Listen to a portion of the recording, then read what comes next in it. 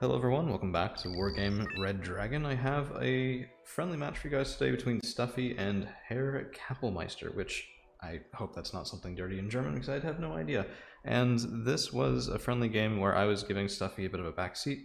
Here with me today for the recording, I do have Haymaker, who is often between Colonel and Elcol, and a very good player who plays very differently than I do. And the whole reason that we're taking a look at this is because I wanted to explain both to Stuffy when he sees this and just more generally some of the larger scale strategic decisions as they were made, because that sort of game sense and intuition is, I think, really what backseats provide to newer players, and the reasoning behind it might be a little bit better than just having someone shout in your ear to do it over and over when the game starts. So Haymaker, you want to introduce yourself and let me know what you think of this opener?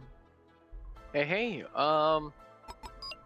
I would say, yeah, as you know, I'm typically around Alcohol to Colonel, but I play more of a moto aggressive style. And to me, this opening is very much a golf foxtrot heavy opener. And while I have some opinions on this, the most immediate things that scream out to me are the Cortal buy and the Alpha defense buy. So let's talk about those in reverse order. Let's look at the Alpha defense first. Yeah, so this is a workable Alpha defense. However, this is only workable under the assumption that you're already losing Alpha. This is a reasonable pick. Like, if you want to get picks and then positively trade and then lose the position. However, that's not realistically what you should be looking to do. This probably should have one more infantry squad at least. Yeah, But and the so I Panther is agree a with good- that, and I think there's also a change too. I would rather have recon infantry going here and fighting infantry going here, because the way, in my opinion, that you keep this, the Panther needs to already be over and low hovering, and then you have the ability to see and the ability to fight. Without anything in this section of woods above Bravo, it's just open for everybody. Although, honestly, if the Panther is going to be somewhere else, this is a good spot for it, because anything that tries to move in the open will get snapped. Now, the Crotal, why does this bother you? It bothers me because it's twofold. It bothers me because I feel like it's a little bit redundant because of its stopped positioning. So you would think that the initial purpose of buying a Cortal over, say, like a Roland or a Gepard or one of your other tracked AA pieces is to capitalize on the speed, to shoot down early helicopters and whatnot. But you have the PA-2 for that, and the PA-2 is IR as well, so you don't have to worry about seed with the PA-2.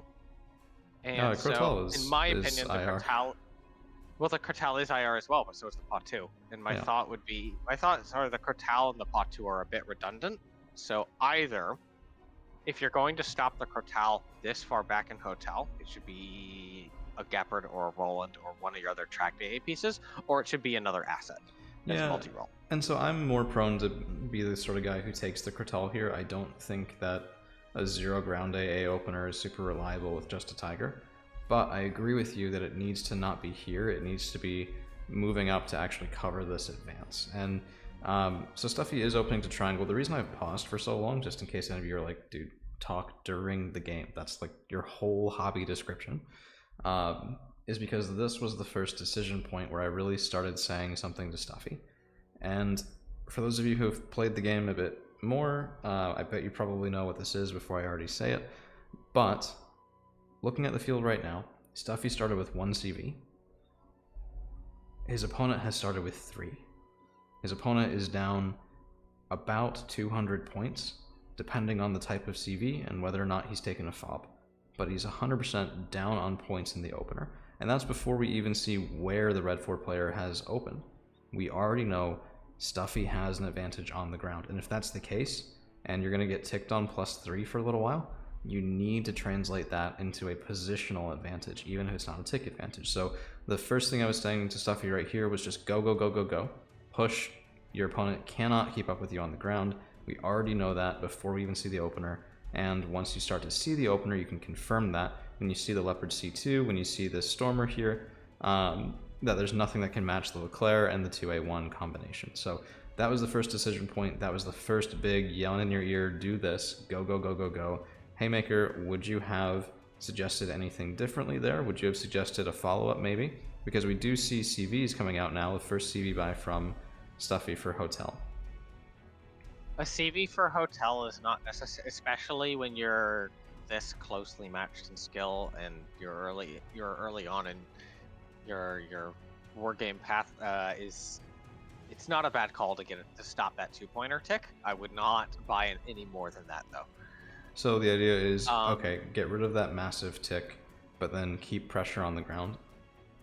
Basically, my rule of thumb is 2 points should almost. It's very easy to make an argument to CV up a 2-pointer. It's much harder to make an argument to CV up a 1-pointer. Yeah, I think that's fair. And if we think about it, we're going from 45 points per minute for red to 15 points per minute for red with just this one CV buy. I think that's more than enough. And this is something, too, that I think needs a little bit of discussion, because this is one of those things that I think a backseat can miss, because somebody else is playing. I can only say so many things per unit time and have that not overwhelm the person who's playing, right? But this is something where it's actually really sloppy advance, which you might not think about if you are just going, well, okay, there's not that much here, I outmatch it, let's go. But this 1390, this is the main recon that Stuffy has with him, and it's leading out of smoke into a weird line of sight area, and the infantry that should be giving medium optics and getting up into this section are lagging behind. So you actually want these reservists out front. You want the squads you don't care about taking fire out in front of the 1390 and the Leclerc. You want the AMX 13 BTTs taking the first round of fire from your opponent and being able to follow up with the Leclerc while the 1390 is alive, getting vision and getting into this section of woods.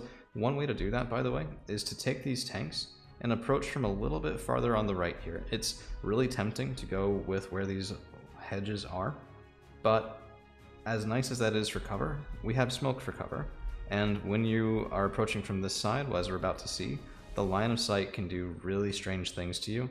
You can see everything all at once and you get shot, right? So we approach from over here, thinner forests, better positional engagement.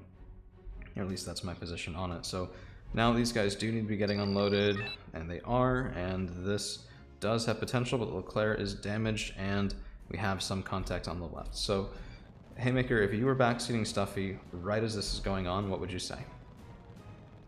I would say you're winning. You just need to push in, because the whole problem with Red's position here is they had a lot of their opening points die in Fox that should be able to defend their 1-pointer.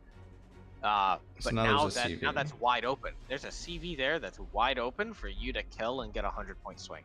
How do you tell someone while you're backseating how to solve this recon problem? The recon, you either need to buy more recon or unload infantry.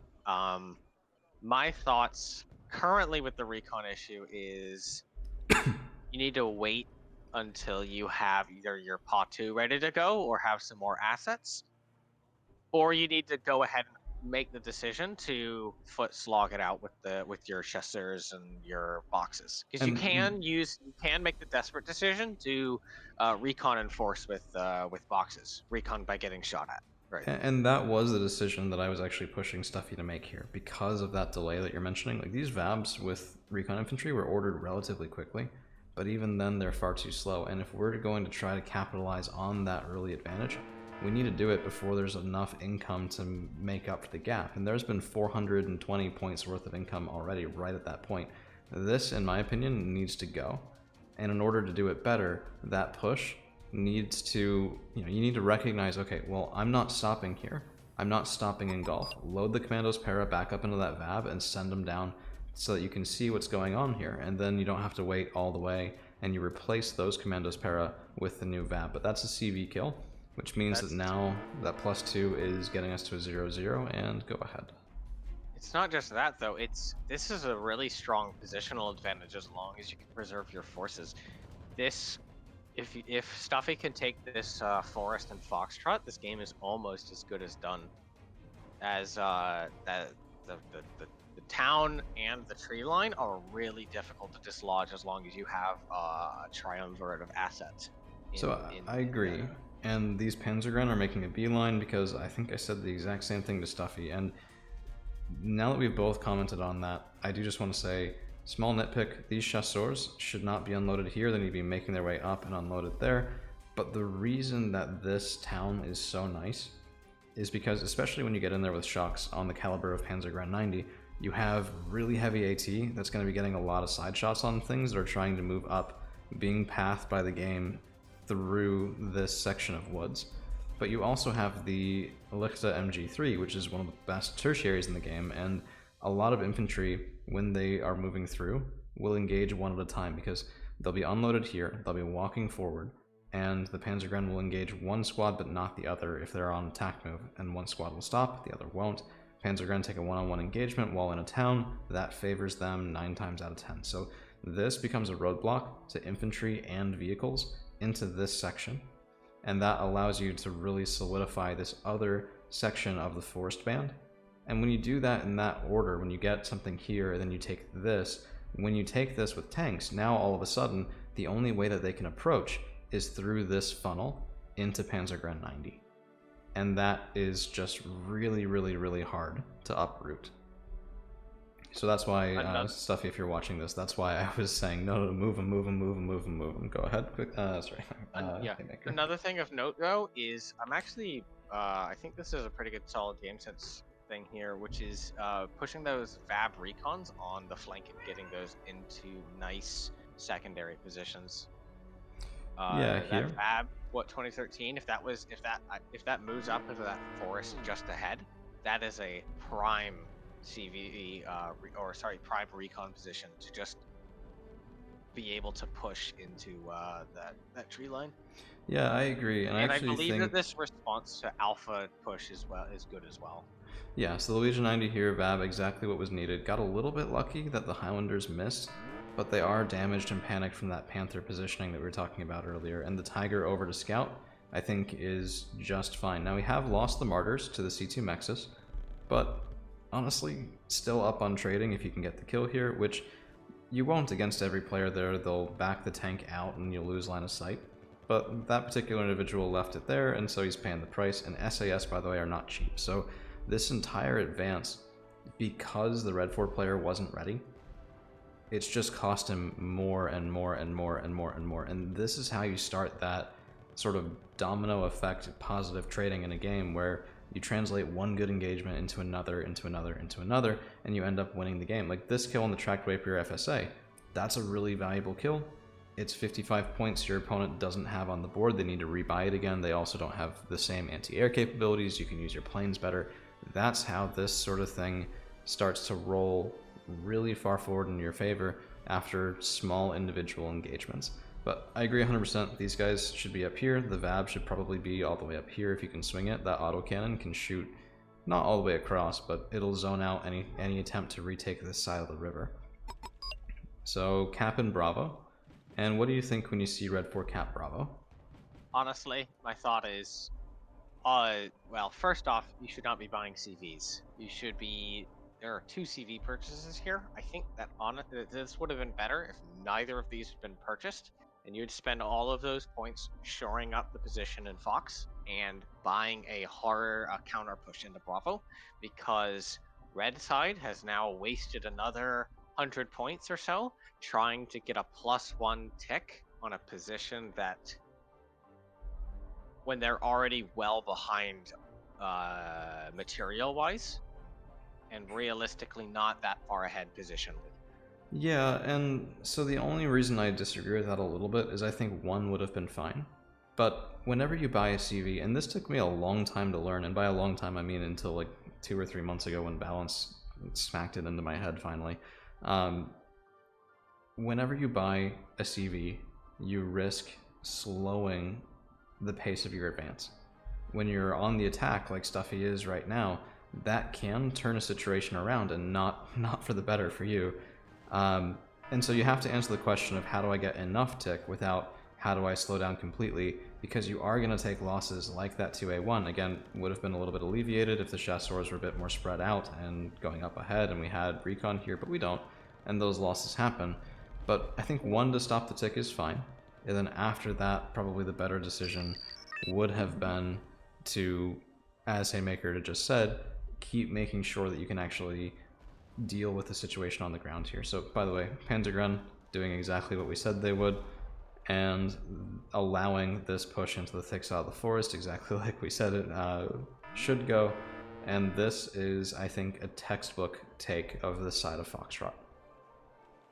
So now, knowing the assets that Stuffy has, and knowing that the points are already spent, how would you progress from this position? Now you have Foxtrot, you don't have Square Forest, and you don't have Bravo. well, What would you sit tight? Would you start throwing infiltrators into the spawn? What would you be thinking about from this position? From this position, I Given would probably that you're push Square. given that you don't have the confidence necessarily of other games and stuff. Yeah, so I get that, and I think if it were me, I probably would have taken this 2A1 and used it and some reservists and maybe some Panzergren in boxes, or if I don't have that, some probably double sack of Legion 90 and pushed hard into Square. Because we've watched Red reinforce into this section the whole time. We've watched them cap Bravo, but we've also been able to deal with Highlanders 90 that went too far into Alpha, and Legion 90 are pushing forward up here, and they can at least secure the top of this zone for a little bit. So to me, taking Square really seals the deal on the positional advantage for Stuffy. When we think about it, this position allows you to then have really effective attacks down this ramp into Bravo, and so CVs for Red and Bravo aren't safe. Holding this makes a CV in Golf very safe. With the position in Fox, the CV in Fox is very safe. There's really not a lot of ways from that position, once you have Square, for Red to recover very well. The other thing I would have done is I would have immediately bought Recon Shock and put it right here. I will say, the one other thing I would do is I think that Stuffy has a bit of a lack of AA across the board. The only ground AA that Stuffy has is a Cortal, and it's just with his Foxtrot assets. Yeah. I think that's the big weakness of the current position, which although it is not being pushed, if it was, it would need to be resolved very quickly. Yeah, and so that's where this second CV buy really might not be strictly necessary. It's 170 points. That's a 2A1, another Crital, and something cheap. And you have that here already. This 2A1 is now the infantry that we talked about, and in about a minute or less, you're pushing Square with a good combined arms force, and you're dealing with that vulnerability that you're mentioning there, Haymaker, of there's just not enough AA on the ground here. I do also think if you're going to rely on Critals, you need to have a constant stream of supplies to them. So this was moved up to heal the Leclerc, and that's great, but Critals only have 4 missiles, and trust me, you will feel that eventually.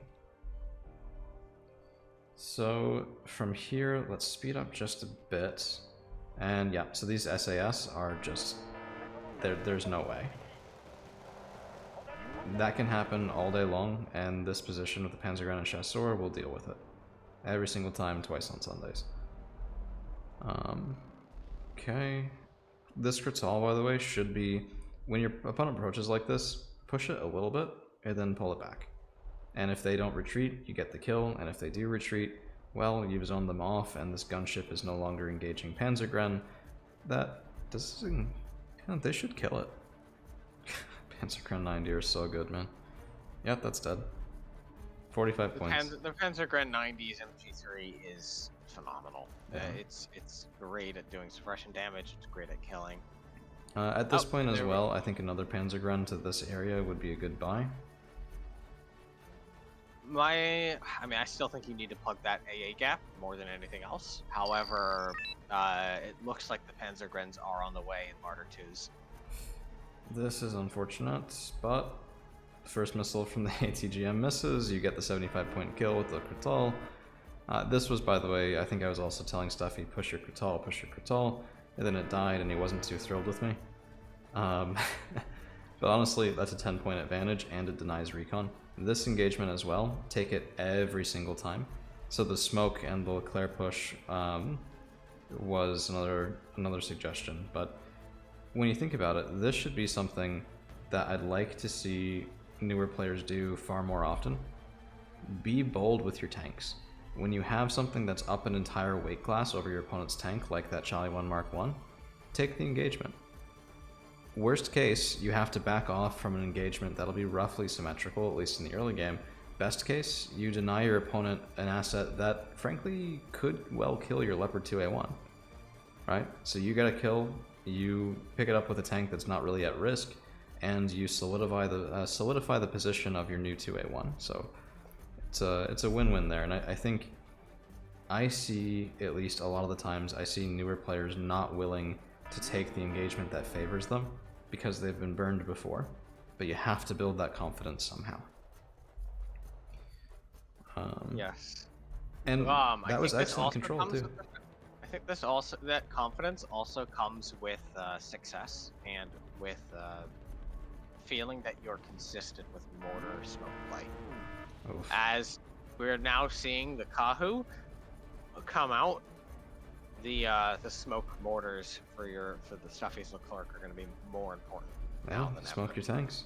That 2A1 was visible for a little bit before the Kahu came out as well. It's just hard to notice sometimes, to be fair. This is a lot of Highlanders. Now this is important here. The Highlanders are engaging the Chasseurs first, while the Panzergrens are remaining hidden at 1 health. Yep. Mortar fire. Very nice. And this is why I said before, I think there needed to be another Panzergren squad over here. And those were already on the way, they just went a little bit the wrong direction. The only other thing I would comment on in this specific position is flank defense. Now, Stuffy does have flank defense in Alpha, but his only recon is on his right flank.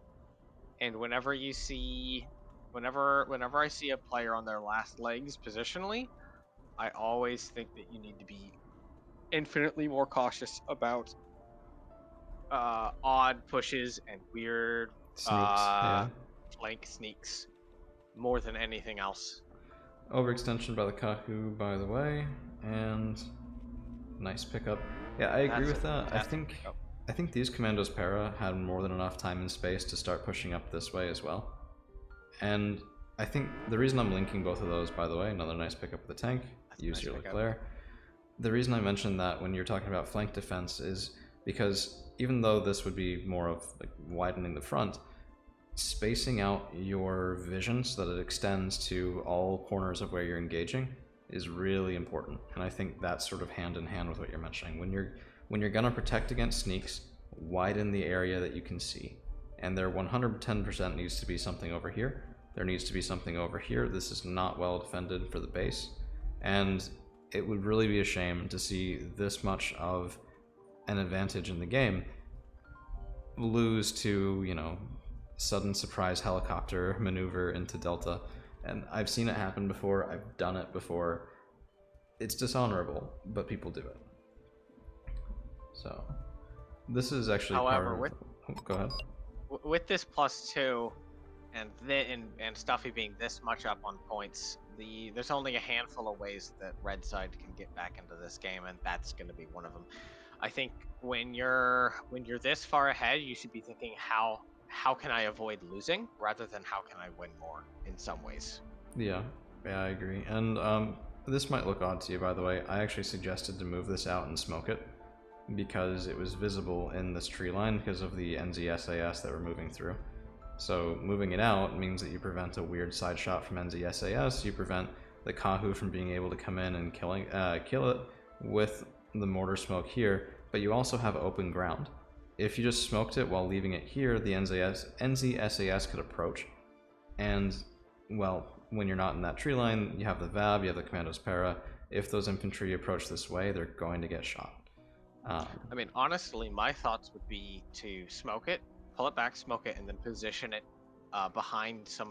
physically behind some of the buildings in golf, Yeah. as that's because buildings physically block line of sight. And a lot of people You do won't that. have They the go like up here. you won't have the stealth advantage of being in a tree line, but you will have a physical line of sight blocker, which can almost often do just as well. By the way, that was some attempt at CV sniping that we just saw here. This is a little bit predictable of a position. Some people handle that by going more up this way, although that's now being shelved too. Some people handle it by going more this way. You can't really go more this way unless you control this side of the river. But at this point, Stuffy controls all of Fox and both sides of the river. You can have that CV anywhere you want it. That's the way you need it. So, okay. 2A1, So now there that needs to be infantry here. I mean, there does need to be infantry there, but now at this point, killing that NZSAS squad might be worth throwing those or AMX 13s over, or the VAB 2013 just a spot, so you can keep getting that +2 tick. Yeah, so now that we are nearly done, I'm stopping it right here because this 10RC just scooched forward. The 2A1 is stopped. NZSAS are still alive. Would you like to tell me what I was grouching into Stuffy's ear at this point? Pushing without infantry. Well, that, but also, this is the reverse of how it should be. Keep the 10RC stationary, push with the 2A1, because, and he does it right here, so he did listen to me, and he does make the adjustment, but the reason is, with this AMX 10RC right here, the NZSAS won't be able to fire and stay hidden. The 2A1 has 16 front, 10RC has 3, and the NZSAS don't have amazing AP. So that gave them no ability to get a kill before Stuffy was able to take him out. 10RC moves forward, maybe they get a kill on the 10RC before they die.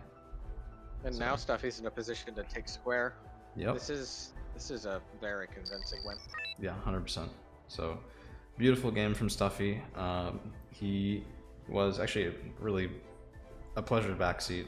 Sometimes that becomes a little stressful, but he responded to it very well, and I think if this is anything approaching a decent explanation, I'm hoping to see a lot more games from Stuffy where it's 1800 to 550 and over at the 20-minute mark. Beautiful game, Stuffy. Always happy to help out, and I hope that some of this explanation and analysis was useful to you. So Haymaker, thank you for being here. No problem. And my pleasure. To everyone hanging out, we'll have another one for you again real soon.